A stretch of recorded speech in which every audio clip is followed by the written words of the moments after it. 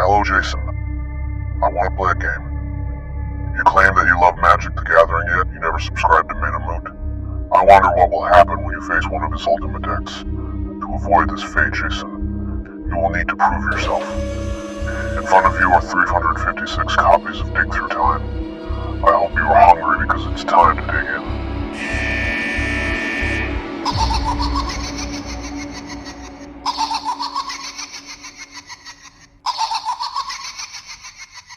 What's up, Planeswalkers? How you doing? Spooky season continues and we're handing out ultimate brews like Richard Garfield intended. Today, we're going full British.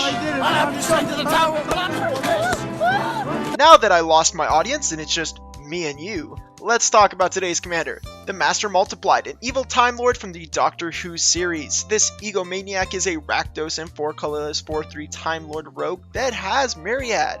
Its first ability removes the legendary rule from creature tokens we control, and its last and very useful ability says, triggered abilities you control cannot cause you to sacrifice or exile creature tokens you control. So the plan is relatively simple. We will make tokens with Myriad creatures and abuse the fact that we get to keep those tokens to win the game, along with some extra cards and other cards as well. Naturally, this deck is going to take a lot of skill and willpower to pilot. If you're looking to raise your Magic gains, then start by subscribing today. If you have a commander you want to see in a video similar to this, then just leave it in the comments or join our channel Discord. Alright, Planeswalkers, it's time to take a look at our creatures, and starting off we have Dockside Extortionist. Love it or hate it, this card is really good, and it's a perfect target for cloning effects. It will make treasures equal to the artifacts and enchantments controlled by our opponents. Denisi Enforcers is an early Myriad creature that later in the game we can pump for some mana for extra damage. Also, this is a good area to tell you that the tokens that we make from this card actually have Myriad themselves. Remember, not all creatures with Myriad will make Myriad tokens. For example, a creature with Blade of Selves won't make Myriad tokens, but a creature with natural Myriad, actually printed on the card, makes copies of themselves unless stated otherwise. That means they come with Myriad. Combat Celebrant for the extra combat when it exerts itself to increase the value of our Myriad creatures, plus with a certain card it goes infinite. Felton of the Third Path can make tokens for cards in our graveyard, and trust me, we have ways to get them there. Professional Facebreaker will make us treasures to either ramp us, or we can sacrifice the treasures for cards later. Felina Wildmage is a very fun card as it copies a creature on attack, and if you roll high enough, we actually naturally get to keep these tokens, and we can keep making them until we have a failed roll. Elturel Survivors come with natural Myriad, and can really put the beat down on your local landfall player, and we all know they deserve it. Felhide Spirit Binder can copy other creatures on the board when it's tapped for 2 mana. Jaxus the Troublemaker makes a token when we pay and tap it and discard a card. I know it's a lot, but technically with our commander, we can actually blitz this card for 2 mana and still keep it. Cardor Doomscourge is ideal in a deck that can actually copy it, and we get that ETB again. Also, we get damage whenever attacking creature dies.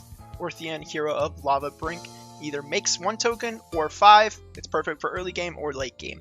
Ravenous Chupacabra is another creature that's ideal for us to target for copying abilities. Solemn is ramp, and it's not the most ideal target for cloning, but in a pinch, blockers that draw a card on death aren't bad.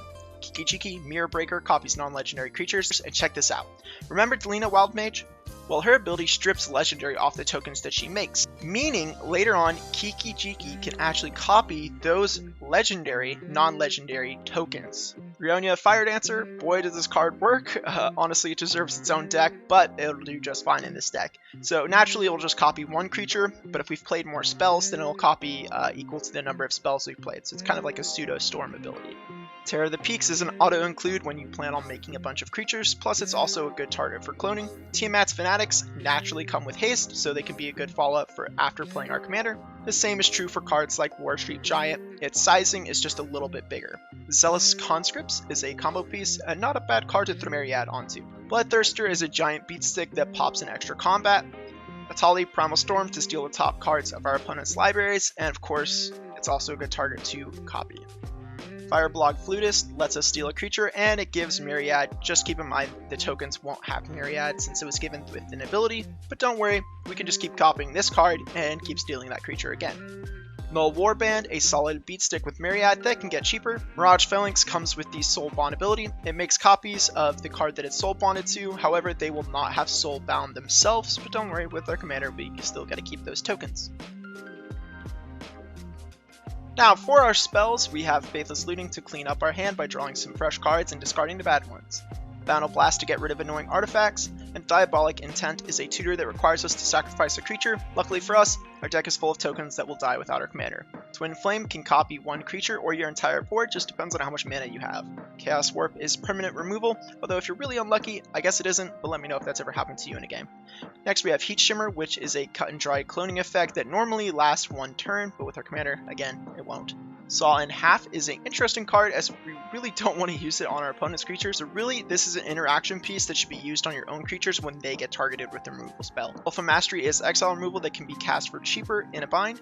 Beseech the Mirror is a little overpriced right now, but I still think it has a good home in this deck with all the tokens we're making, so naturally you're going to want to bargain this card always. If you're wondering what you should tutor for when you bargain, Sneak Attack or Helm of the Host is usually a good choice, but if you're in a pinch, Ravenous Chupacabra you can get to deal with the creature. Vault Bend to give us some protection. Hate Mirage is a 4 mana clone 2 creatures with our commander out. Seize the Day is 2 extra combats. Extra combats are really important in this deck because we have a lot of Myriad. Mordor on the March to pseudo reanimate a creature from our graveyard by making a token of it, and this card has Storm, so plan around that accordingly. Fury of the Horde is another expensive extra combat. Luckily for us, we can discard 2 red spells to cast it for free. Also, this card is 2 combats, so usually that will outright just kill the table. And finally, Blasphemous Act as a board wipe when limitless tokens isn't enough. Now for the artifacts and enchantments, we'll begin with the ramp of the deck. First we have Soul Ring, Arcane Signet, and Rakdos Signet. Then Talisman of Indulgence, Ashnod's Altar, which we can sacrifice the tokens that would die otherwise, to maybe cast our commander so we don't have to do that again. Cursed Mirror will copy a creature on ETB, and if our commander is out, it can be a legendary creature. Relic of Legends can really put out some mana in this deck with their ability to copy legendary creatures. Black Market Connections, which not only ramps but also draws cards and makes changeling bodies.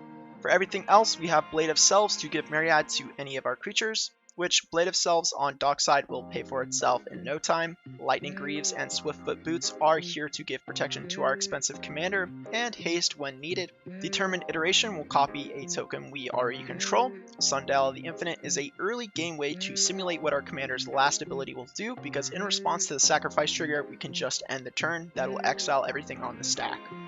Late game, you can stop removal targeted at an important creature if necessary by activating it as well. Next, we have Sword of Feast and Famine to untap our lands and give protection from some powerful colors. Alongside with Aggravated Assault and 5 lands, we can potentially have infinite combat because Aggravated Assault lets us take an extra combat for 2 red and 3 colorless. Urbrask's Forge makes a token that scales over time, and again with our commander, this card gets infinitely better. Veil the Mirror Breaker does everything we could want, makes mana, draws cards, and copies non-legendary creatures, and you know from earlier, we have a way around that. Helm of the Host makes token copies of creatures, and on cards like Terror of the Peaks, it's a ticking time bomb. Flame Shadow Conjuring will copy non-token creatures when they enter the battlefield and give us an extra token. Naturally with our commander, we won't lose that token. Sneak Attack is truly glorious in this deck because with our commander out, every creature is 1 mana and we don't lose it.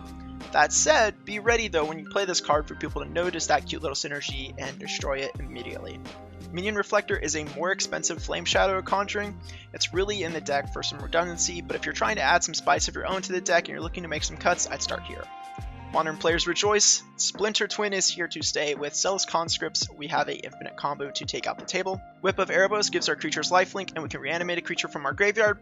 Just know that your commander says creature token, so you will not be able to keep this creature. It will be exiled. Warstorm Surge is our game finisher, as whenever a creature enters the battlefield under our control, it deals damage equal to its power to any target. So Myriad creatures start to look even more frightening when this card's on the battlefield. On to the mana base. Any regular Rakdos mana base will do. That's why you should stick with what fits your budget best. If you'd like a mana base to copy, I do have one attached in the deck list found in the description of this video. Naturally, good lands are going to be Cabal Coffers and Wardborg Tomb of Snore, but to keep things interesting, my favorite land for this deck is actually Command Beacon, as we can put our commander in our hand, and if we have Sneak Attack, our commander's only 1 mana, and it has haste, so if you don't kill it before it swings, then we're never sacrificing tokens again. For the combos in the deck, there are a few, but I'll be showing off one today, and I'll leave the rest for you to discover. The combo I'm showing off today involves Splinter Twin and Zealous Conscripts, both cards on the battlefield and Splinter Twin attached to Zealous Conscripts. Then we'll tap Zealous Conscripts, using Splinter Twin's ability to make a token of itself. Target the original Zealous Conscripts with the token's ETB, untapping it, and then repeat to create infinite creature tokens with haste. So together these cards are lethal, but throw in Terror of the Peaks or Warstorm Surge, and even faster clock. that's going to be all for today's video, and I do hope you enjoyed it. Let me know how I did, or tell me about a card you've eaten in real life. For me, it's Laboratory Brew, but that's a story for another time. If you'd like to see bigger and brighter content in the future, subscribe, and I'll be seeing you in the next video. Peace. Solemn Simulacrum? Solemn Simulacrum. Holy Solemn Simulacrum. Solemn Simulacrum.